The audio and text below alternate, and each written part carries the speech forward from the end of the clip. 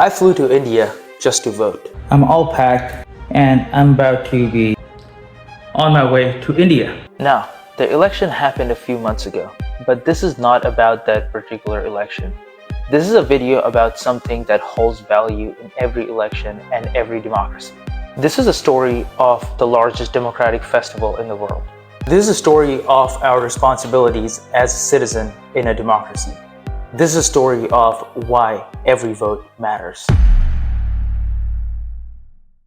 So I have landed in Mumbai and it's 2 a.m. here, just waiting on getting my bag and then we'll get an Uber. The two of the countries that I associate with, India and United States, India being my homeland and United States being my adopted land, are two of the world's largest democracies. India has a type of democracy called a representative democracy, inherited by the British. The people choose their representative, who in turn choose their leader.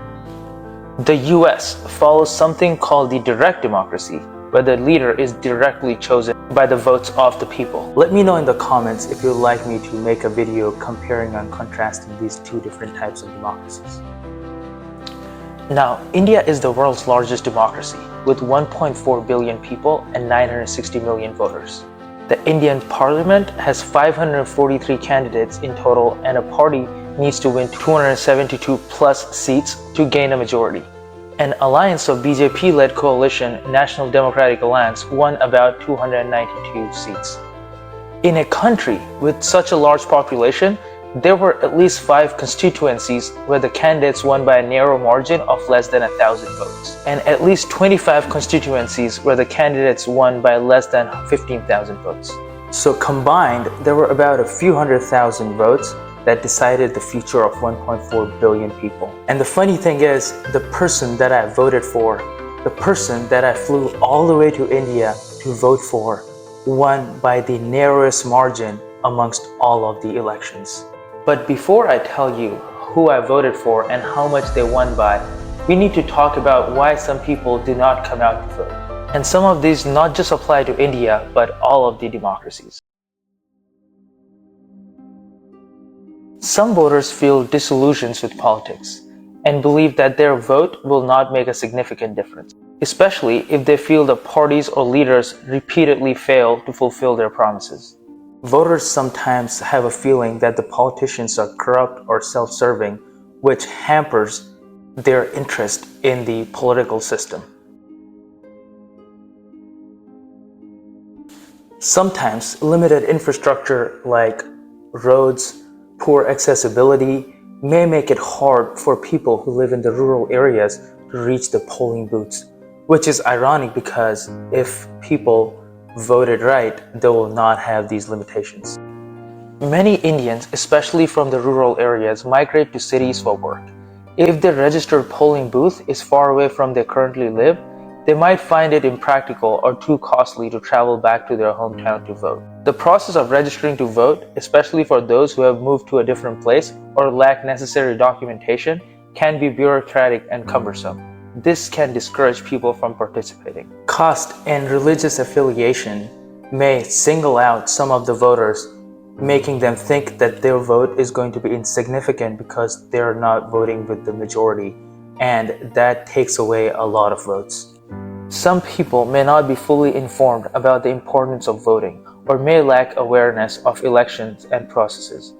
Misinformation can also discourage people from voting, especially if the rumors suggest that the votes won't count or that certain groups are unfairly advantaged. In certain places where political violence is very common, voters fear for their safety, and that draws them away from voting. A lot of Naxal-affected region and most parts of West Bengal are prone to such safety issues.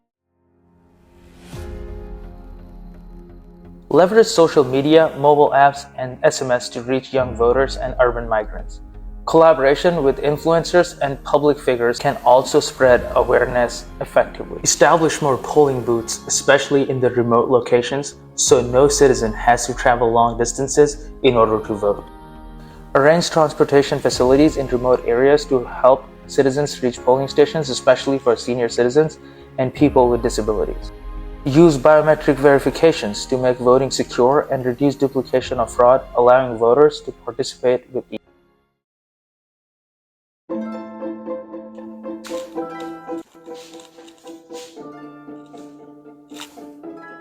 The biggest factor in all of this is the voters' willingness to participate in the democracy. Their sense of duty towards their nation, awareness that the change that they want is well within their grasp by executing this fundamental duty as a citizen. Now, I'm blessed with the resources to fly 5,000 miles just to cast my vote. I'm not saying that I'm better than anybody else for doing this, but my vote had a significant impact which made my candidate win by the narrowest margin in the country. Now, as you can see, both of the candidates won over 452,000 votes, but my candidate won by only 48 votes, which is 0.0001% margin. And this is the picture of my brother and I after we casted our vote. So you never know what impact your vote will have. A few vote deficit can change the course of election, it can change the leader, and it may change the course of history. You have a lot more power than you think. Use it to the fullest and use it carefully. Thank you and goodbye.